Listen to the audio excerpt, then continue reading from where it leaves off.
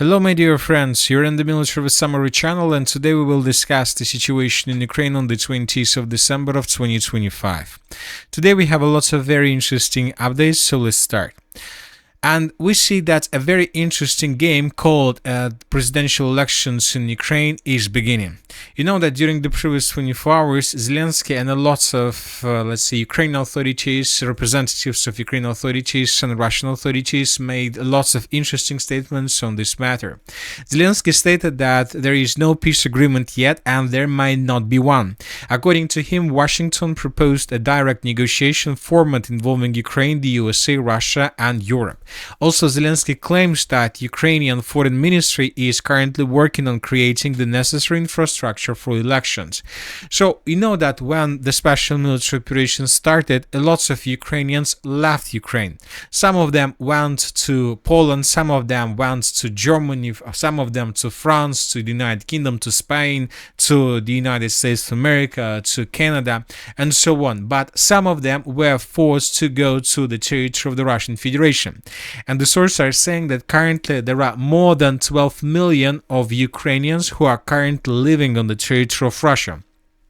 Most likely they have already gained dual citizenship, they have passports of Russia and they have passport of Ukraine, obviously, but this is not the main point. The most important point is that Russia, according to the president of the Russian Federation, Vladimir Putin, will recognize the presidential elections on the territory of Ukraine only in case if votes will take place also on the territory of Russia. So basically, if Ukraine will count voices of Ukrainians who are currently located on the territory of the Russian Federation. So this is the most important point, and let's discuss this once again. Russia will only recognize elections that take into account the votes of all Ukrainians, including those residing in the territory of the Russian Federation. But we understand that if it happens, then 12 million of Ukrainians who are currently living on the territory of the Russian Federation, of course, they will never vote for Zelensky. The Russians will not allow this to happen. So that is why Zelensky understands that this is a very huge risk for him. So he understands, and the Western countries understand as well, that if it happens, most likely another person, someone else, will take a chair of a president of Ukraine. So that is why, according to information we have, according to media, the foreign ministry of Ukraine is creating infrastructure through Europe, probably in North America and probably in other countries, but this infrastructure is not being created on the territory of the Russian Federation, which means that most likely Russia will never recognize these elections as legal and will never recognize the next president of Ukraine as legal as well. So once again, this will lead to the same story as we can see right now. The Russians, even if the presidential elections happens on the territory of Ukraine, they will tell at the end, when time comes to sign any peace agreement, they will tell that first you need to make elections, first you need to have elections that we will recognize, and only then we will sign with your president a peace agreement. So of course, let's wait and see what is going to be next, but obviously the situation is very interesting. Now let's discuss the situation on the ground, and first let's talk about the Sumy direction. Telling the truth, as I understand, the most important updates of the previous 24 hours are coming exactly from this area.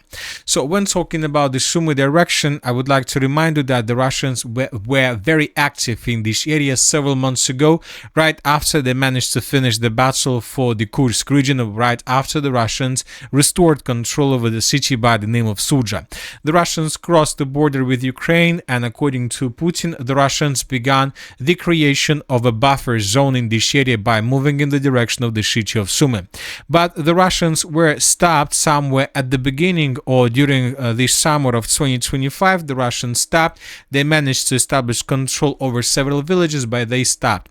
Later, Ukrainians launched their own counter-offensive operation, and as a result of Ukrainian counter-offensive, Ukrainians managed to recapture the settlements of Konstantinovka, Kondratovka, Andreevka, and then everything stopped completely. The Russians moved their focus from the Sumy region towards the city of Pokrovsk and the Pokrovsk direction. At the same time, the Russians launched their counter-offensive operation in the area of the settlement of Novoekonomichno. Remember when Russians broke through Ukrainian defense in this area? the Ukrainians were forced to redeploy some reserves in this direction.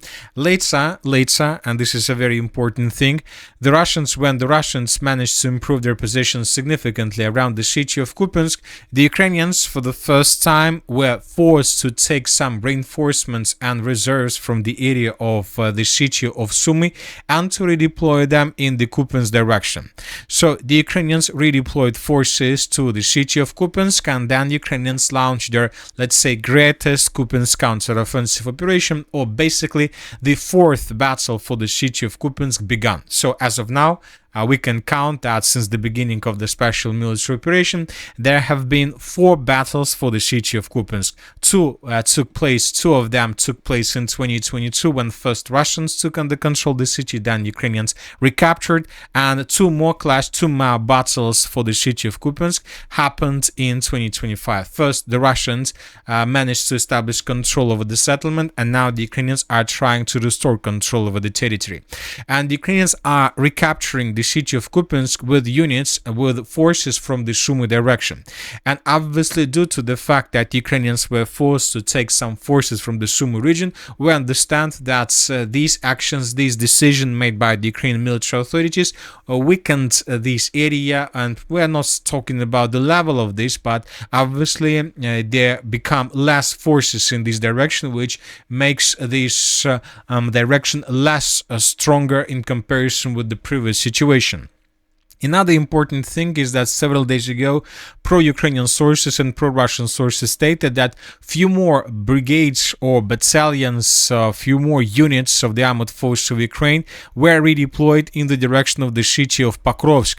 The Ukrainians reported and the Russians confirmed that Ukrainians began concentrating of their forces in the area of the settlement of Slavenka with the purpose to carry out a counter-offensive operation in the direction of the city of Pokrovsk, just for one purpose: to answer the northern part of the city before 2026 comes and to make another media victory.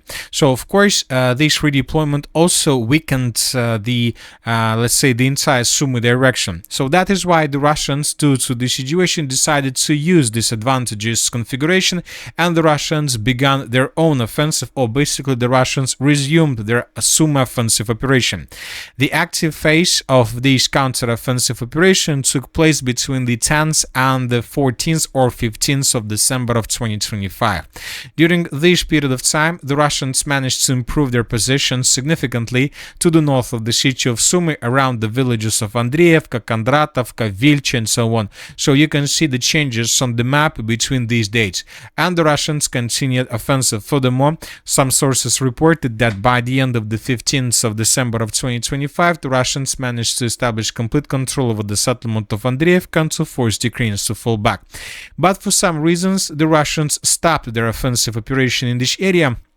And today, on the 20th of December, we received a very important update also from the Sumy direction, but not from the original side, from the area to the north of the city.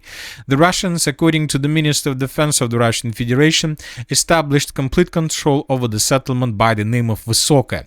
The village of Vysoka is located to the southeast of the city of Sumy, so this settlement was captured by the armored forces of the Russian Federation.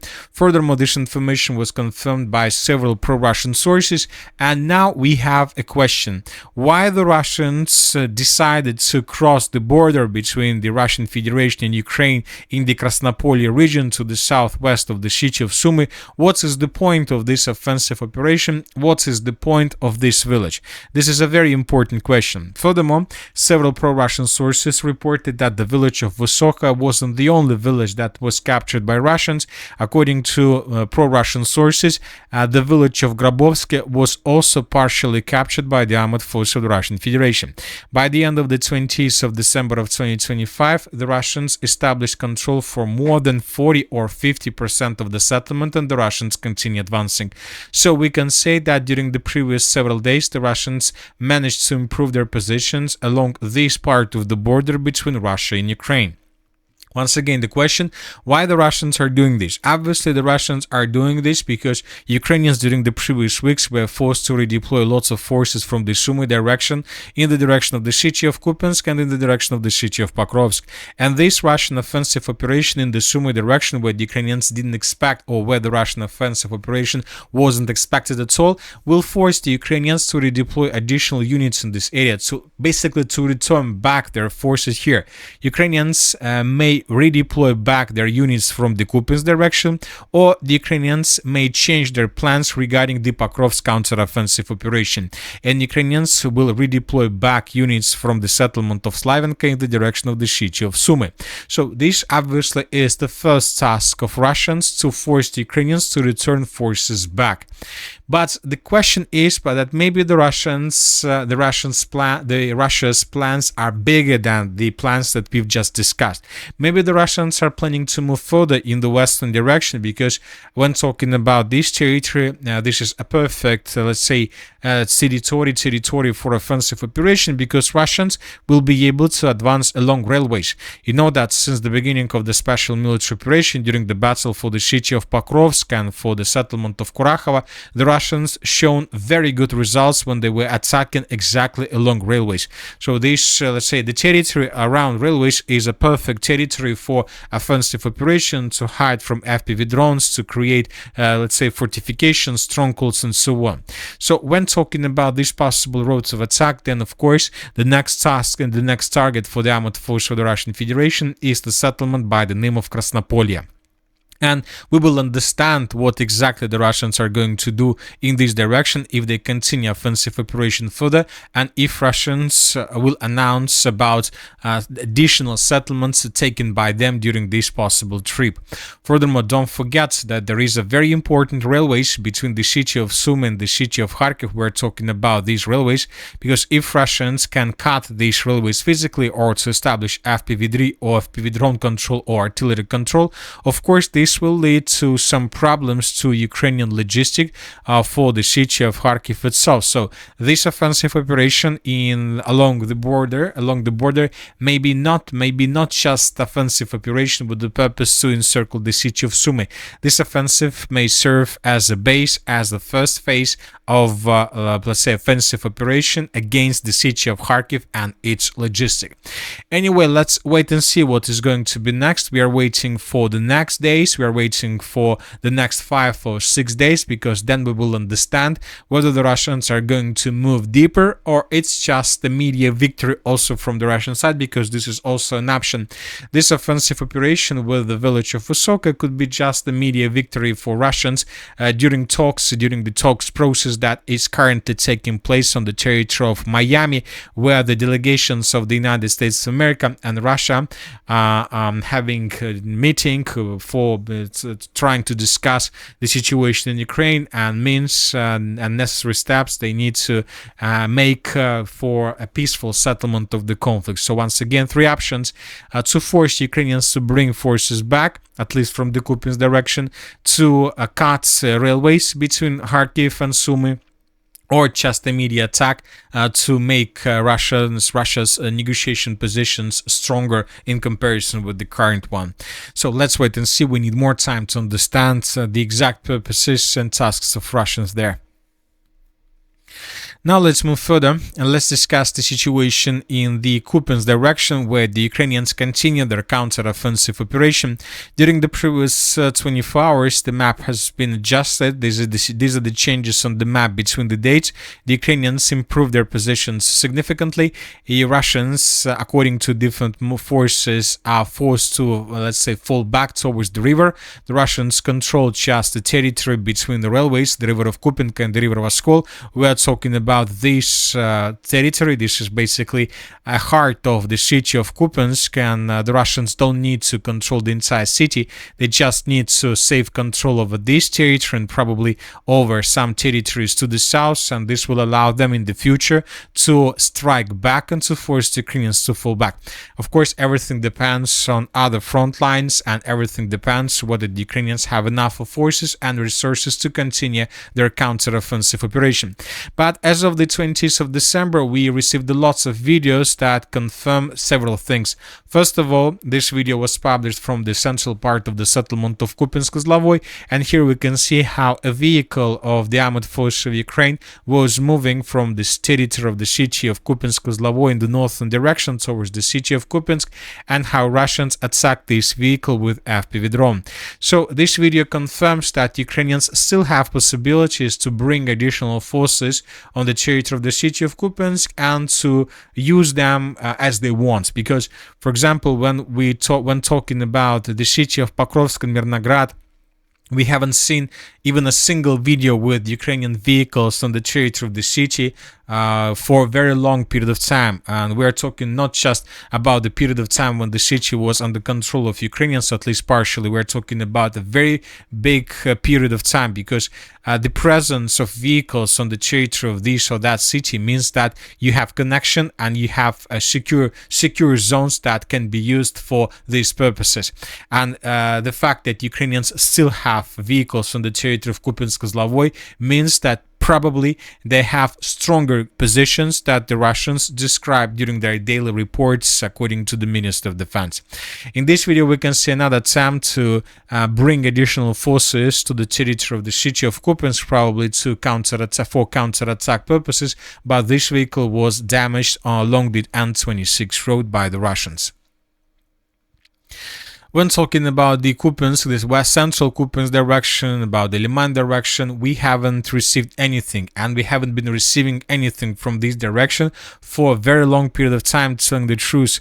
For example, when talking about the Barova direction, the last report from this area we received on the 16th of December of 2025, when Russians reported that they managed to improve their position significantly around the settlement of Novoplatonovka. So it's already 4 days, 5 days passed since that report, and nothing special, nothing additional. As for the city of Liman, the same story. The Russians, according to different mappers, answered the settlement of Liman, at least its eastern part, a long time ago. So let's take a look at the map, at the configuration. So as you can see, almost a month ago, the Russians published information that they answered the city of Liman from the east, and since that moment, nothing happened. The Russians, the chief of the general staff and the president of the Russian Federation, reported during this period of time that there are very heavy clashes for the city of Liman, that up to 50% of the settlement is already under complete control of the armored forces of the Russian Federation. But telling the truth, we still haven't received anything that can confirm this. The Sivers direction, the Russians continue their offensive operation. Now they're trying to force the Ukrainians to fall back from the territory to the west of the city of Sivers. The Russians right now are regrouping in this direction. They need time to secure the city of Sivers completely, and of course they need lots of time to improve their positions there, to bring additional equipment, to establish FPV drone operator bases, and when Russians finish the fortification process of the city of Sivers, only then the Slaviansk major offensive operation will begin. Right now we will see lots of clashes along the line of combat contact, with probably small changes in Russian favor. Now let's discuss the situation in the Pokrovsk-Mirnograd direction. During the previous 24 hours, we received lots of important updates, and the first one is coming from the Mirnograd agglomeration. If you remember, during the previous days, we discussed the situation in this area, and we came to the conclusion that in coming minutes, probably, or even hours, the Russians will report that they take under complete control the settlement. But yet we haven't received anything. We just colored the settlement of Mirnograd as a gray zone.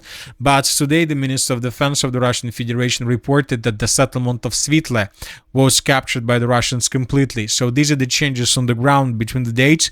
This is the end of the 19th of December, and this is the end of the 20th of December. The Russians, as a result of offensive operation, managed to improve their positions to the west of the city of Mirnograd, and the Russians managed to basically take under complete control the settlement of Svitle. And this video was published by pro-Russian sources, where we can see how exactly the clashes were taking place in this area. And in the final part of this video, we can see two Russian soldiers that raised the Russian flag. The video with the Russian flag took place exactly at this point. Based on this report, based on the Minister of Defense of the Russian Federation report, we adjusted the map and we colored the western and the northwestern parts of the Mirnograd agglomeration and the complete control of Russian forces. We believe that now in 1 to 3 days we will get additional changes in the area of the city of Mirnograd, and most likely before 2025, so within the next 10 days, Russians will announce complete control over the territory.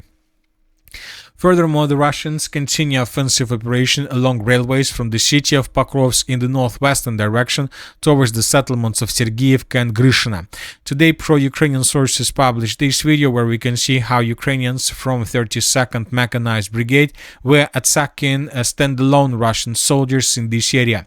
So one of the episodes took place exactly at this point. Ukrainians attacked a Russian soldier that was moving in this direction. So based on this video, we adjusted the map by coloring this territory and the complete control of the armed force of the Russian Federation. Furthermore, several sources stated that Russians improved their positions in the area of the settlement of Novopitgorodne. According to neutral mappers, up to 50% of the settlement came under complete control of the armed force of the Russian Federation.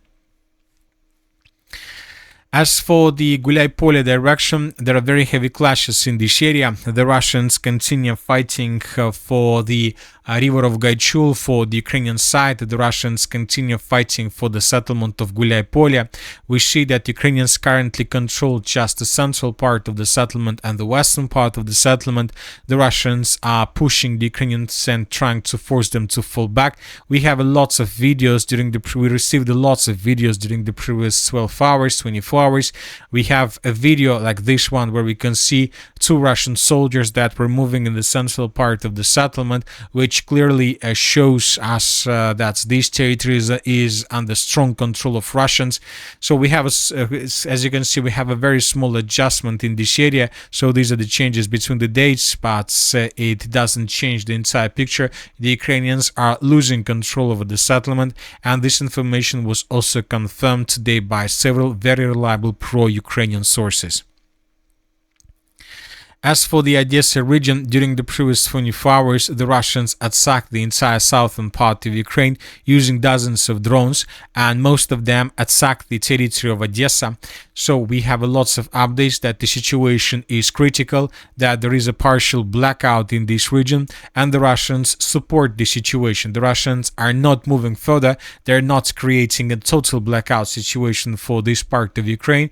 They support this level because this allows the Russians probably to carry out more successful reconnaissance operation regarding the Ukrainian forces, Ukrainian resources, first of all economical resources, but all these things means that the Russians will attack obviously Odessa region once again, maybe not today, but during the next days.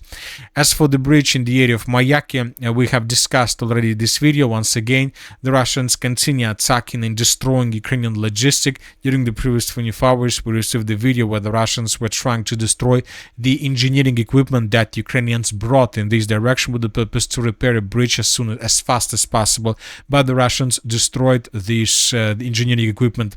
At the same time, we received a report that the Western countries launched another reconnaissance plane aircrafts in the area of the Black Sea.